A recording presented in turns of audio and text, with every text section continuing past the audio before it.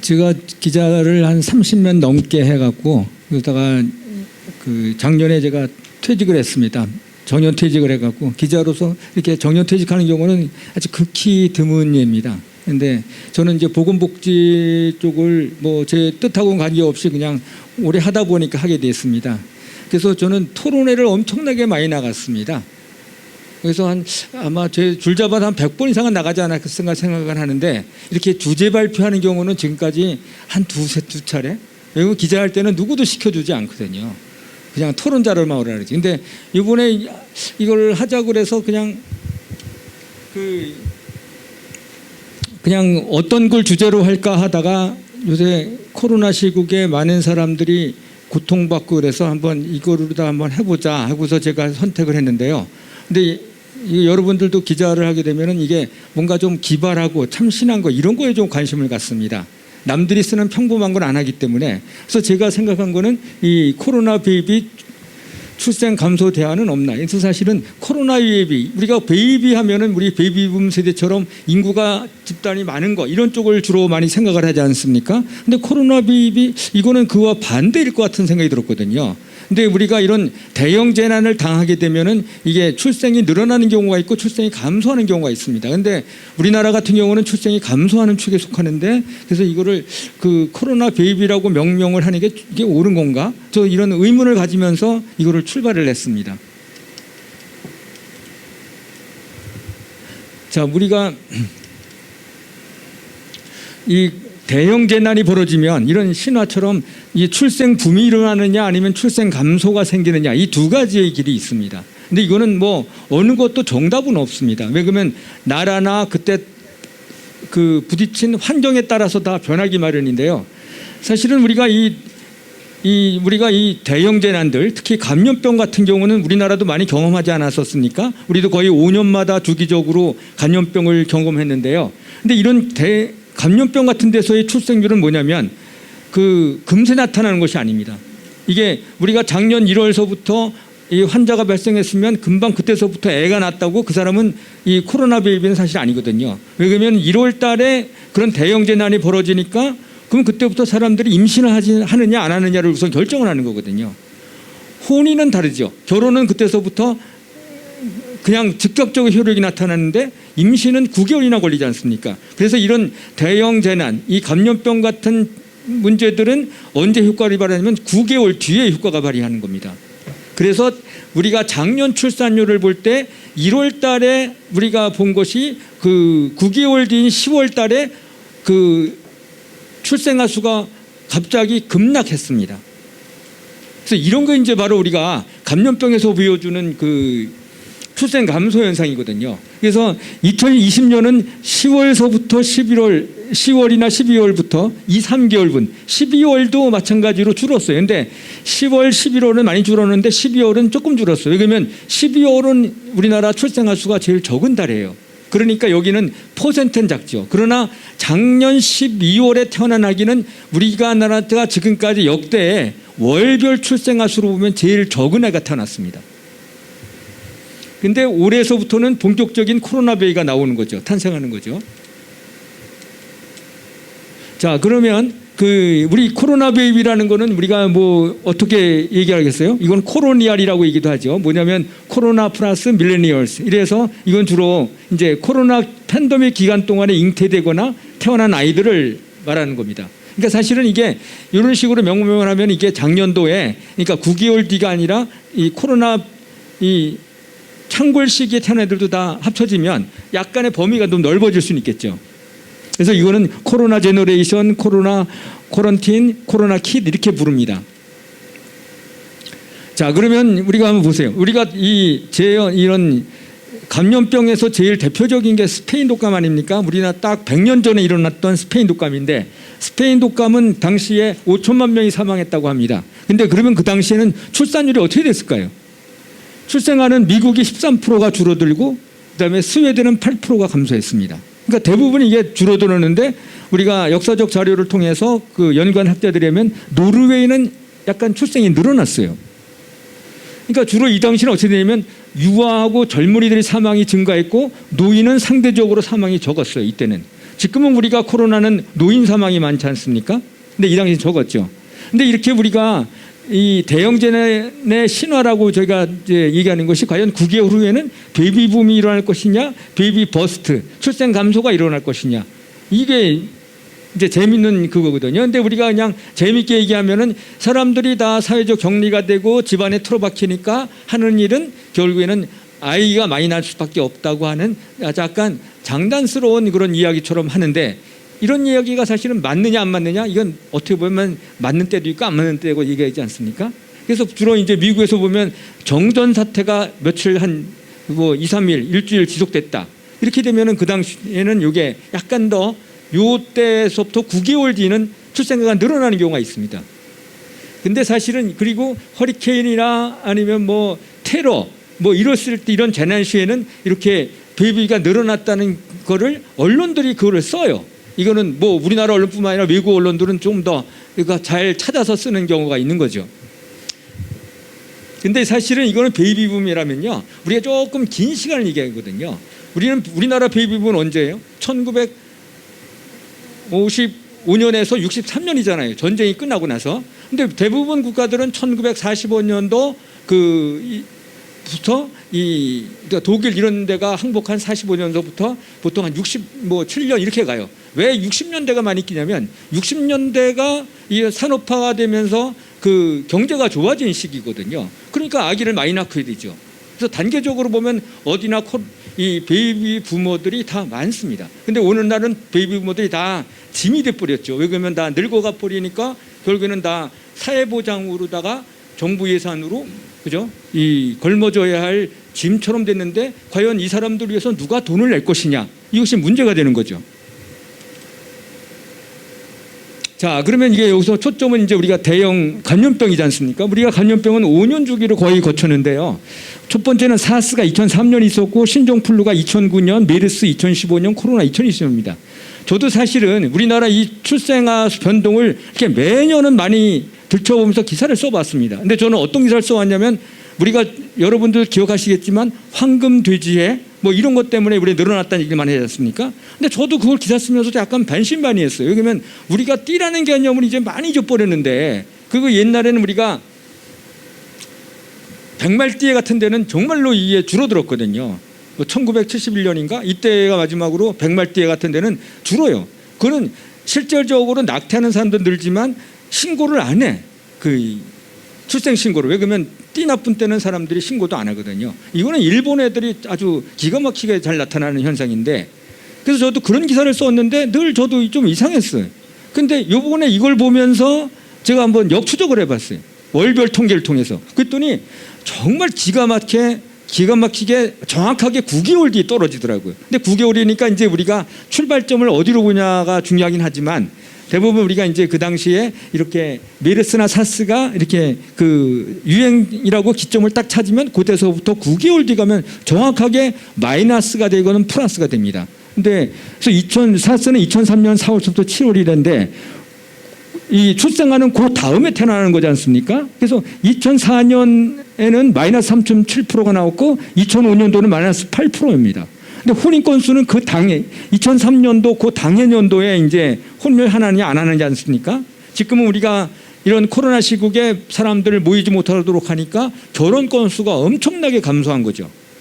그래서 혼인 건수는 2003년도는 감소했지만 2004년도 가선 2%로 증가했어요. 그러니까 이거는 인구가 조금 늘어날 소지가 보이는 거죠. 왜냐하면 한국에서는 혼인이 제일 중요한 거거든요. 왜 중요하냐면은 혼인을 해야지만 우리는 아기를 낳는 나라가 돼서, 그죠? 결혼하지 않고 아이 낳는 경우는 이렇게 뭐 사생활처럼 취급받거나 이래갖고 별로 낳지를 많이 않습니다. 그래서 우리나라에서는 혼인 여부가 엄청나게 중요한 건데, 이 당시에 이렇게 출생아가 마이너스 된 데는 또 하나의 추가 변수가 있는 게 뭐냐면, 이 출생아에서 제일 중요한 변수는 경제적 변수입니다. 근데 2003년도에는 우리가 카드 대란으로 경제 위기가 있었어요.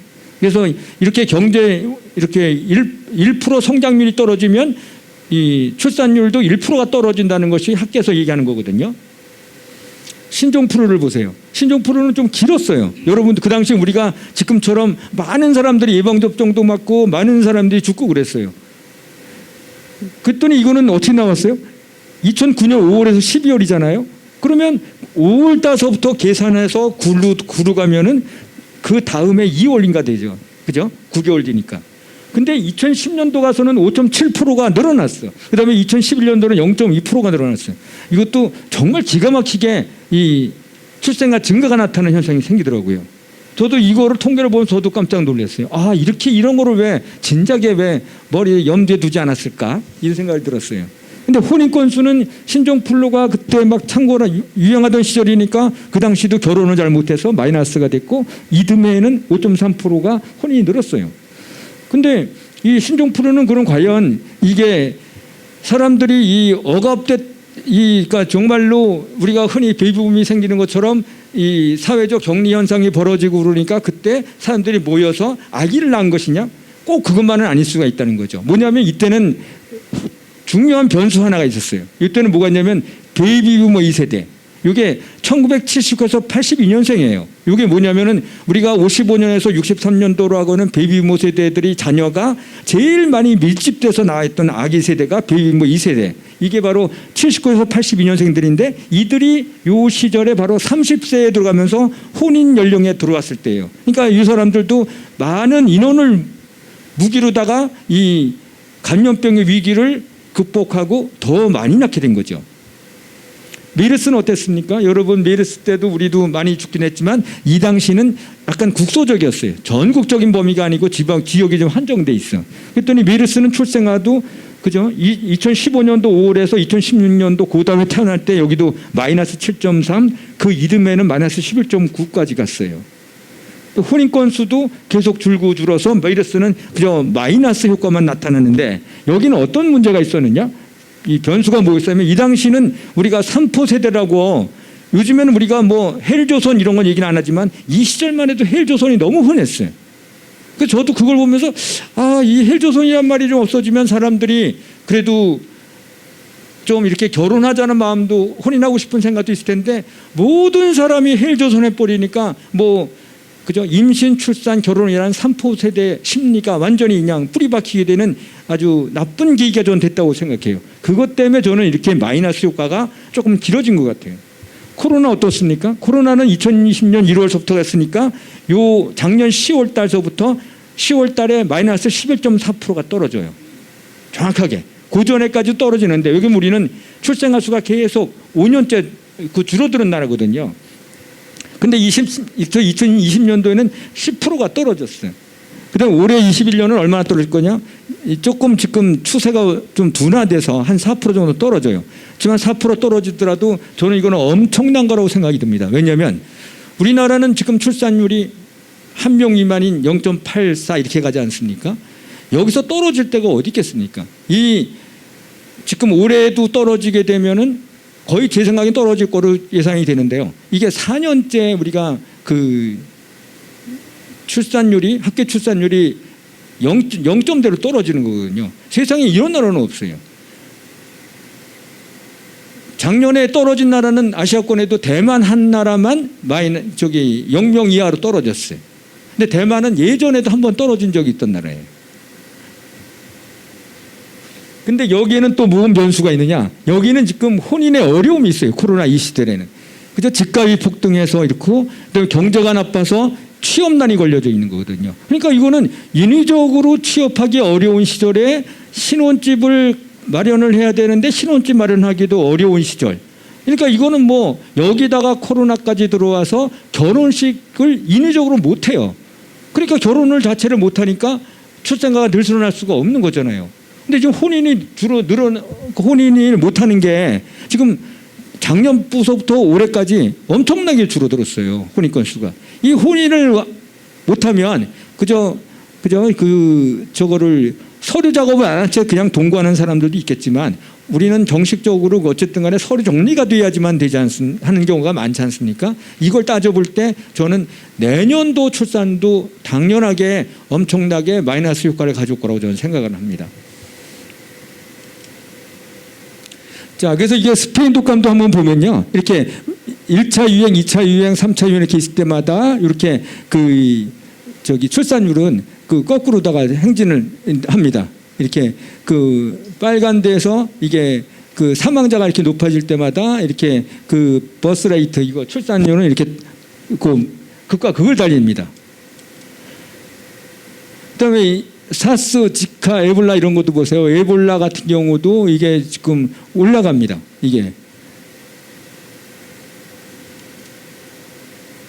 자, 그럼 우리나라 아까 제가 말씀드린 대로 사스 어떻게 나오느냐? 사스가 이렇게 4월 달서부터 13, 그러니까 이게 1년 뒤죠. 그죠? 1년 12개월까지 그 다음에 1월까지 따져보면 9개월 뒤 가면 이렇게 떨어집니다. 메르스도 마찬가지로 떨어들어가요. 요거를 그냥 이렇게 표시를 하면 잘 모를 수가 있으니까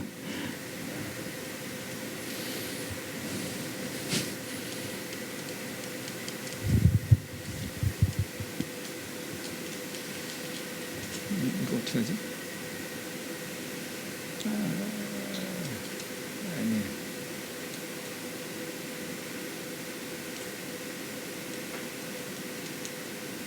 아니 앞으로 쭉 가야 돼. 네, 아까 그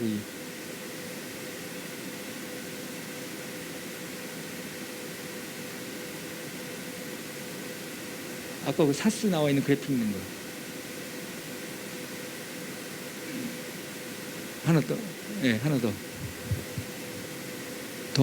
여기 보면 정확히 나타났습니까? 여기 보면 이게 유행이 발생한 게 이게 4월 달에 2003년 4월이고 9개월 뒤 따지면 2004년 2월이야. 그럼 2004년 2월 되면 이 앞에 그 직전까지는 그죠? 출산율이 쭉쭉쭉 올라가던 게 여기 가서도 쫙 마이너스 떨어집니다. 그러니까 사스도 사실은 아주 적나라하게 보여주는 케이스가 되는 거죠. 메르스도 보세요. 메르스는 이때는 거의 뭐 마이너스 현상인데 그 앞에는 보세요. 이때도 2015년도 5월 달에 조금 발생이 시작해서 그 2016년도 3월 달 9개월 뒤에 가면은 저렇게 마이너스 행진을 쭈루룩 합니다. 신종플루를 보세요. 이때는 이제 이때도 이제 그 베이비부모 2세대가 79, 80년에 등장하면서 신종플루는 늘어나요. 자, 여기도 보세요. 신종플루도 2009년도 5월 달에 시작을 해서 9개월 뒤인 2010년도 3월 달 가면은 그때서부터는 그 앞에는 쭈루룩 마이너스였는데 이때서부터는 플러스로 쭉 갑니다. 이게 바로 전년 동월 대비로 계산한 거거든요. 그러니까 신종플루도 명백하게 우리 출산 증가가 일어나는 거죠. 근데 여기는 이제 아까 제가 말씀드렸지만 이렇게 베이비부모 2세대라는 그 많은 인적 자원이 있었기 때문에 이게 가능한 겁니다. 이 당시 제가 기억하기엔 통계청에서도 아마 이때는 템포 효과라고 그 전까지 마이너스가 쭉쭉쭉 되니까 이제 밀렸던 사람들이 아기를 낳기 시작했다. 이렇게 표현을 했었거든요. 근데 사실은 그거보다는 저는 감염병이 훨씬 더 그 변수가 커지 않았냐 이런 생각이 듭니다.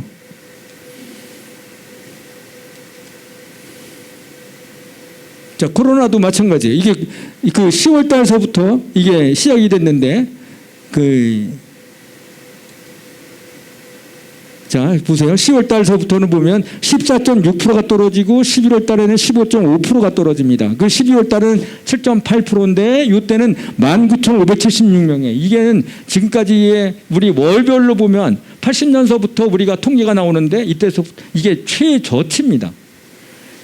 사실은 이게 우리나라도 출산을 보면요. 거의 계획 임신이고 계획 출산이에요. 왜 그러면 12월 달이 저렇게 줄거든요. 예전에는 이렇게 아무 때나 막 나는 게 아니고 이 12월 달 가면 저렇게 줄어요. 그리고 1월 달 가면 애들이 확 늘고.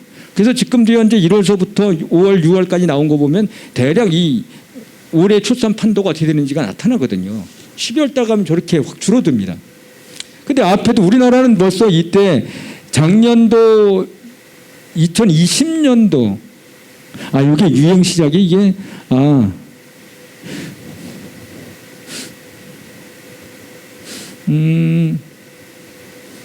이게 유행 시작이 2020년인데 표를 19년도에 잘못 써놨네요. 요거는. 그래서 1분기를 작년도 그러니까 10월 이후에 출생가 급감했는데 여기 3개월치를 합하면 2020년도에 마이너스 12.9%가 나옵니다. 이거는 12.9%면 상당히 높은 겁니다. 이탈리아가 뭐 20몇 %가 나오고 이탈리아만이 이렇게 높은 거고 12.9%는 무지하게 낮아진 거예요. 근데 이렇게 숫자가 나오는 건요. 한국이 좀 심해요. 왜 그러냐면 한국은 합계 출산율이고 뭐고 떨어지는 게 푹푹푹 떨어지는 나라예요. 일본만 해도 이렇게 떨어지지 않아서 매년 2% 3%씩 이렇게 떨어져도 많이 떨어진 걸로 생각하는데 미국도 떨어져도 4% 떨어진 것도 많이 떨어졌다고 얘기하지 않습니까? 근데 우리나라는 뭐 10%씩 툭툭 떨어지는 나라예요. 근데 이 작년도는 보면 약간 특색이 있더라고요. 제가 보니까 이 시도별로 보면요. 전국 각 시도가 일제히 떨어졌어요. 근데 이 보세요. 대구 이게 작년도 10월, 12월만 본 거예요. 맨 끝에 있는 거 보면요. 그러면 대구, 제주, 부산, 경남, 울산 여기가 심했던 거잖아요. 대구, 경북 지역 중심으로 작년에 우리 코로나가 많이 그 유행했지 않습니까? 그랬더니 출생아도 역시 그때 3월 달 기준으로 했을 때 나왔던 사람들이 해갖고 계산해서 보니까 대구는 25.1%나 줄었어요. 그 다음에 제주도는 18.7%, 전국은 12.9%인데 저 밑으로 가서 보세요. 강원도, 충청북도 이런 데는 그죠? 전국 평균보다도 훨씬 낮아. 그러니까 지역적 편차가 심하거든요. 이걸 보면은 우리가 코로나가 얼마나 사람들 출산 심리에 영향을 줬는지를 우리가 알 수가 있는 것입니다. 자, 2021년도 올해는 보세요. 올해도 보면 재미있는 게 뭐냐면 출생아가 증가로 전환된 지역이 있어요. 이게 작년도 1월에서 5월까지 보면 이렇게 세종시 같은 데도 10.3%, 광주도 12.1%였는데 올해 들어와서는 다 증가로 바뀌었어요. 이게 그만큼 이쪽에는 코로나 영향권을 덜 받았기 때문에 이렇게 다시 그 증가로 가는 거거든요. 근데 더 악화가 된 지역이 있어요. 이거는 강원도하고 전남 같은 경우는 이렇게 작년보다 더 악화됐어요.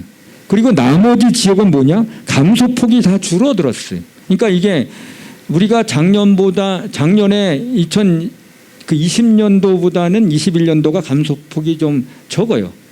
왜 그러냐면 사실은 우리나라는요, 이 떨어지는 거는 한계가 있는데 작년도 올해가 한계로 보는 거거든요. 이게 이제 바닥을 칠 때까지 친 나라가 한국이거든요. 그래서 이 통계청의 장래 인구 추계도 보면 중기 추계로 가면요, 올해가 마지막 떨어지고 내년서부터는 다시 반전이 되는 건데 이게 또다시 예상치가 안 맞게끔 코로나가 들어오면서 이게 제 생각에는 내년 다시 또 밀려나는 겁니다. 자, 우리 한국 저출산 현황을 보면요, 출생아가 27만 명대고 합계 출산율은 0.8세야. 그 다음에 조출산율은 5.3명으로 사상 최저거든요. 그래서 이 출생아는 2019년도보다는 3만 명이 줄고, 그죠? 혼인 건수는 1970년 이래로 최저예요.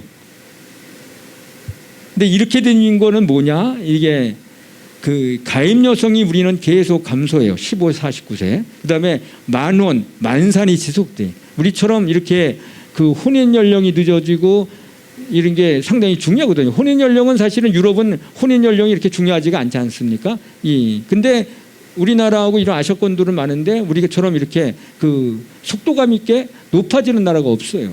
근데 만산, 이거는 그 첫 아기 낳는 연령 보면 이거는 외국도 혼인은 안 하지만 첫 아기 낳는 연령은 똑같잖아요. 근데 이거는 거의 우리도 이제 유럽에 있는 국가들랑 거의 다 비슷한 나라가 많아요. 근데 여기에는 뭐가 숨어 있느냐?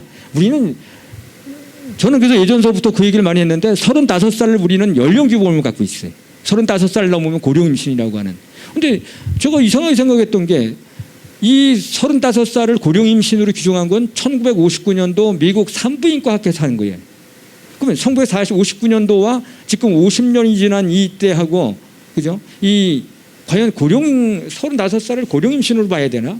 그래서 우리는 지금 고령 임신이라니까 여러 가지 검사도 해야 되고, 모두 해야 되고 엄청나게 많이 하지 않습니까? 그래서 오히려 출산 비용이 더 들어가고 있어요. 그래서 저는 이게, 우리가 연령 규범을 좀 고칠 때가 온 거 아닌가, 그런 생각이 듭니다. 그 다음에 더 중요한 건 비혼자 급수입니다. 우리가 이제 결혼하지 않는 사람들, 이 사람들이 엄청나게 늘고 있어요. 우리 미혼율은요, 현재 일본보다 우리가 훨씬 적은데 지금 30대는 일본을 쫓아갔어요. 앞으로 제 생각에 한 10년, 15년 정도 지나가면 일본의 그 미혼율을 쫓아갈 거예요.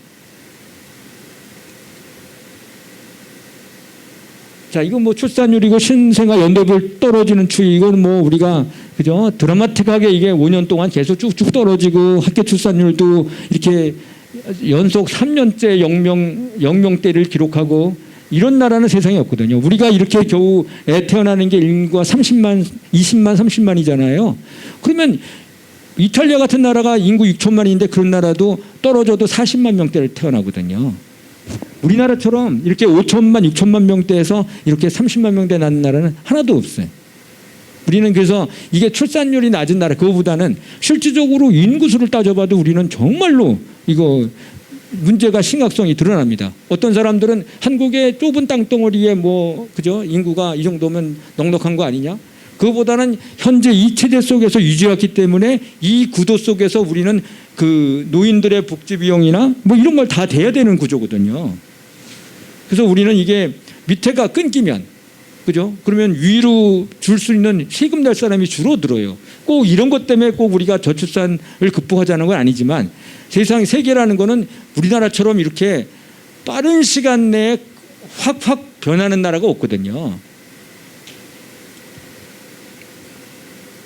자, 혼인 건수는 계속 줄고 지금은 우리나라가 여성 중에서도 2030 여성 비율이 이게 제일 낮은 때가 왔습니다.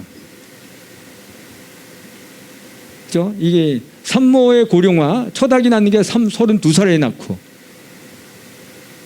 그러니까 이게 지금 우리가 35살을 마지막 데드라인으로 보면 이제 몇 년이 안 남은 거죠. 자, 이렇게 우리가 이 코로나 베이비가 오는 데서는 어떤 문제들이 있느냐? 이 3대 혼인의 어려움이라고 저는 정리를 해봤어요. 이 최악의 취업난, 그리고 부동산 값의 급등. 이 부동산이 급등하면 그죠? 젊은 층들이 결혼하기 전에 집을 사거나 아니면 전세라도 가야 되는데 갈 수 있는 데가 없어요. 그러니 결혼할 수 있는 여건이 되겠어요? 그다음에 비혼 심리가 확산이 돼. 그리고 이 우리나라도 보면요, 이 결혼할 때 30%는 집을 갖고 결혼하더라고. 이 집값이 올라가기 전에도. 왜냐하면 서울에 있는 사람들은 집을 갖기 쉽지 않지만 지방에는 그래도 집값이 이전에 쌌기 때문에 30%는 자기 집을 갖고 시작을 했거든요. 그다음에 중요한 건 우리 혼인 건수예요. 이거는 지금 코로나 때문에 모임 금지 이런 걸 만들면서 혼인이 그냥 인위적으로 확 줄어드는 거예요. 근데 한국은 저출산에서 제일 중요한 건 뭐냐면 혼인을 많이 하느냐 안 하느냐거든요. 근데 인위적으로 혼인이 줄었으니까 이거는 엄청나게 문제가 되는 거거든요. 그래서 이것 때문에 우리는 코로나 유행이 끝나도 수년간 출산이 감소되는 후유증이 지속될 것입니다. 자, 이게 아시아 국가들의 작년 출생아를 보면요, 한국이 10%, 홍콩은 18.5%, 중국은 14.8%가 줄었습니다. 싱가포르나 일본은 2.8%, 1.8% 이렇게 줄잖아요.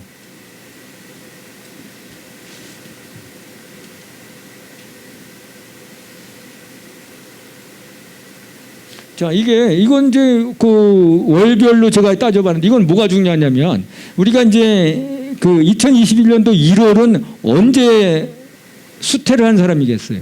이걸 9개월 전으로 돌아가야 되냐? 이때 어떤 일이 있었냐에 따라서 이게 달라지는 겁니다. 그래서 지금 5월 달이면 작년에 7월 달인가? 6월인가 7월 달쯤에 임신이 되는 거잖아요. 그때만 해도 우리가 소강 상태였어. 이 코로나가.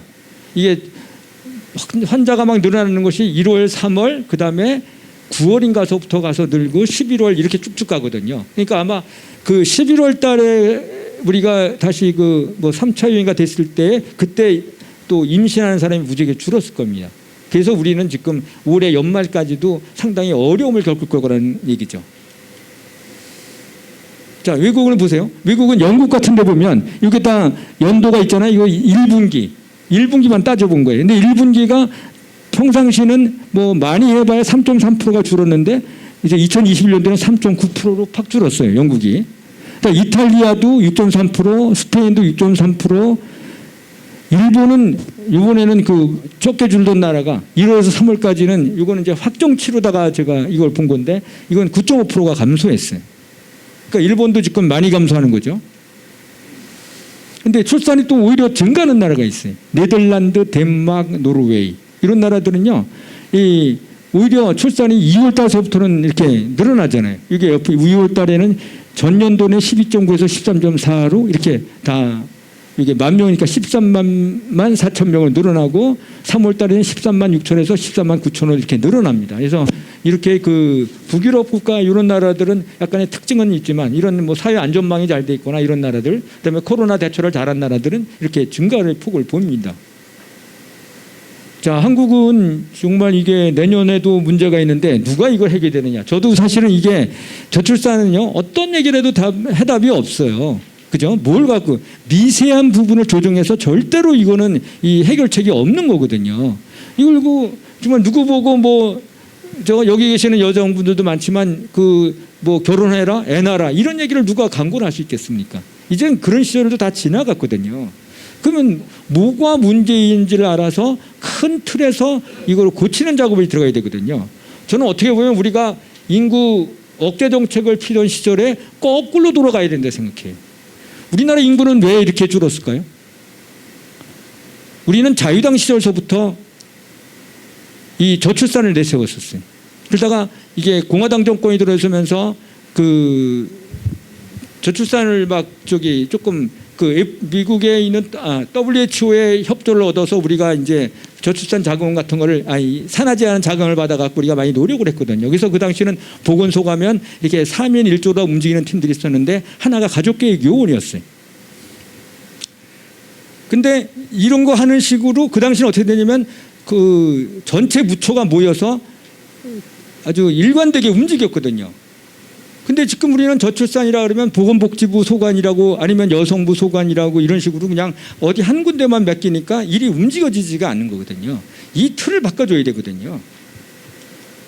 근데 일본도 뭐 저기 그 저출산 장관을 하나 만들었는데 그쪽도 제가 가서 인터뷰했을 때 보니까 거기도 잘 안 된다고 그러더라고요. 왜냐면 이게 힘이 없는 장관이 오면요, 그 컨트롤을 못하기 때문에 그냥 명색만 장관일 뿐이지 뭐 예산권도 없고 어디가 따올 수가 없잖아요. 그래서 저는 그래서 우리나라도 이걸 만들려면 강력한 힘을 가지고 있는 적어도 부총리급이 돼야지만, 그리고 다른 사회관계 부처들을 휘합해서 이렇게 휘어잡을 수 있는 사람 정도의 수준이 되는 사람이 저는 이 그 사회부처의 그 인구 담당을 장관을 맡아야 된다고 저는 생각을 하거든요.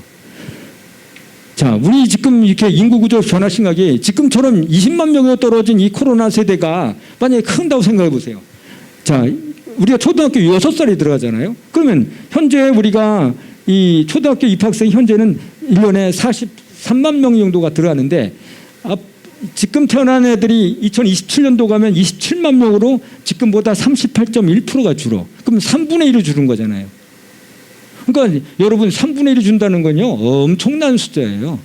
한 반이 20명인데 그죠? 2만 명만 준다고 생각해보세요. 2만 명만. 그러면 한 반에 20명씩 2만 명이 주면 몇 개 학급이 없어져야 되는 거예요. 군대 가는 연령도 마찬가지예요. 20세 군대 가잖아요. 근데 현재는 31만 명이야. 현재. 근데 2026년 가면 23만 명이 돼서 지금의 28% 감소하고, 그다음에 현재 우리 태어나는 애들이 그 이제 20살이 되는 2040년도 가면 고작 14만 명밖에 안 돼요. 그러니까 절반으로 줄어드는 거예요.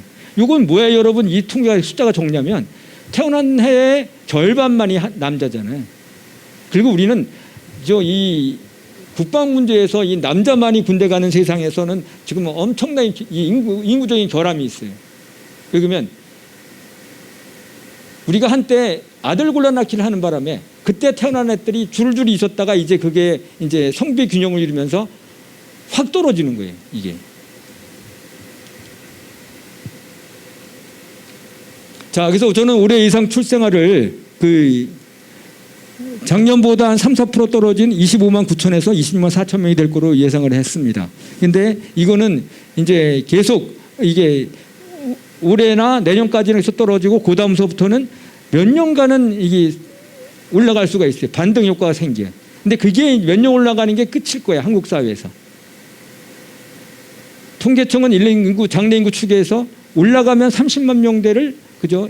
다시 회복해갖고 올라갈 거로 보는데, 저는 이번 코로나가 끝나더라도 이 올라가는 게 쉽지 않겠다 생각 들어요. 왜냐면 하나 낳고 끝내는 사람들, 둘 낳으려는 사람들이 거의 없어지거든요.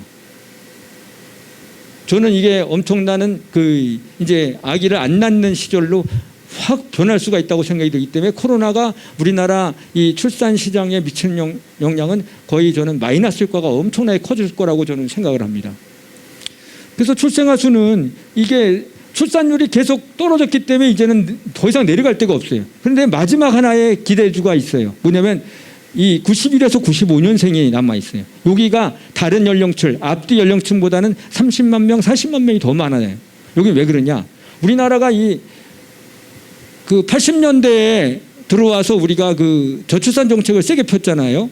그래서 그때 여러분들 기억하실지 모르겠지만 그 서울역 앞에도 보면 인구 시계탑 같은 것도 만들어 놓고 그랬어요. 이게 엄청나게 하는, 그래서 그 당시에 무슨 뭐 극장에 그 피임기구도 자판기를 만들어 놓고 엄청나게 세게 드라이브를 걸었거든요. 근데 90년도 가서 어떻게 됐느냐?